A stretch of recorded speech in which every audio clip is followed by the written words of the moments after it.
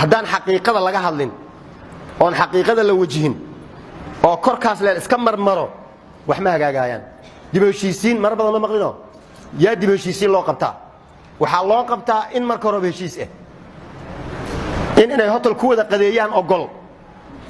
oo miiska dhinacu ka fadhiisto kana dhinaca ka fadhiisto yaa wax kor waxaa loogu qoraa derbiga ah dib u heshiisiinta maxaa dib u heshiisiin way wada fadhiyaan be yaa la heshiisiyaa dad aan miis isugu imaanaynin dad aan is arki karaynin dad isdilaaya dad aan waxba ka dhaxaynin ayaa la heshiisiyaa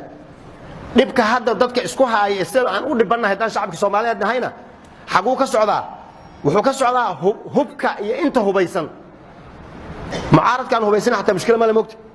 dhib kugu ma hayab xaquu istaagaya kalimu iska jeedinaya dawladdu way khaldan tahay dawladdu way khaldan ma loo dhinto dawladdu khaldan tahay kaas heshiisiintiisu khaladka uu sheegay la iska dhaaf bis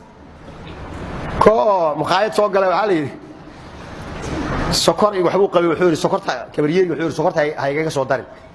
waan iska mashquulsan oo ahaaye sokortii uu ku soo daray shaahina korku uga soo daray uu soo hordhigay markuu soo fiiriyay nus wax ku dhow sokor waa markaas sokor uu qabay dhiikarka ku kacay qaylo wiilkii yaraa ku qayli wariyaas oo kuma dhihin sokor haygaga soo daray maxaa sokor ku soo dartay wiilkii kama baahan wuxuu yiri adeer ha ku qasinno kor le kacbis marka waxaan ka wada kii mucaaradu waxba dilaynin oo la dawladda halkaas ay ku khaldan tahay Soomaaliya wixii ay ku khaldan tahay la sheegay ha ku qasinno adi meeshii la iska toosi laakiin waxa dib u heshiisiin u baahan dadka isdilaaya wallahi war adi maxaa rabtaa adna maxaa rabtaa Soomaaliya waxay yiraahdaan haddii la isla ogolaado bal maxaan isku haynaa marka dambe xal waa la helaa laakiin haddii la taagnaado waan soo afjaraaya 30 sano al soo afjaraay waxna lama soo afjarin marka 30 kale ma ku darsanaa marka si la soo afjaro mise halka aan raadinaa war aragna meeshaan si xal yahay waxa baabiina waa ummadda Soomaaliyeed waxa dhamaanay waa ummadda Soomaaliyeed gaar ahaan waxa si baabay reer Muqdisho moogtay waa caasimadda ummadda Soomaaliyeed sabir badnideeda Muqdisho magaalo la mid ah ma jirto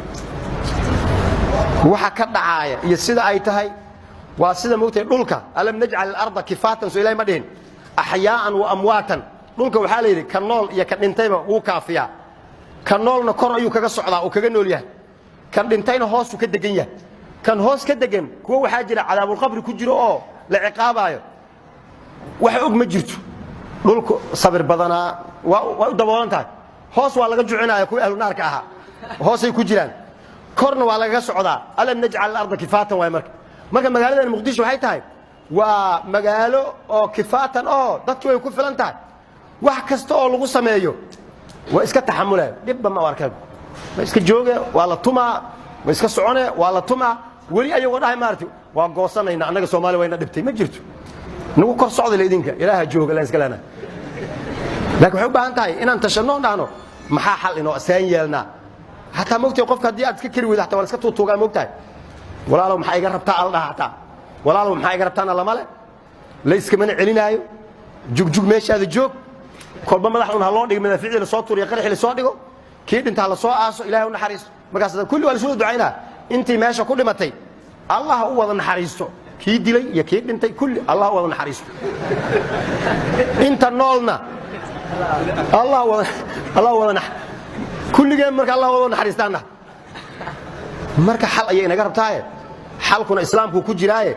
islaamkeena iyo diinteena intaan aamino makriga iyo shirqoolada la inoo maleegayo la inagu sameeynayo danteena aynu ku jirin gaado ay sameeynayaan iyo inaan sidaan ka baxan aan diyaarka loo ahayna seen la lagu haayo sidii looga bixi lahaa hadayna dad u kicin oo warseen ka yeelna laga tashanin saan baa lagu jiraa mar khayr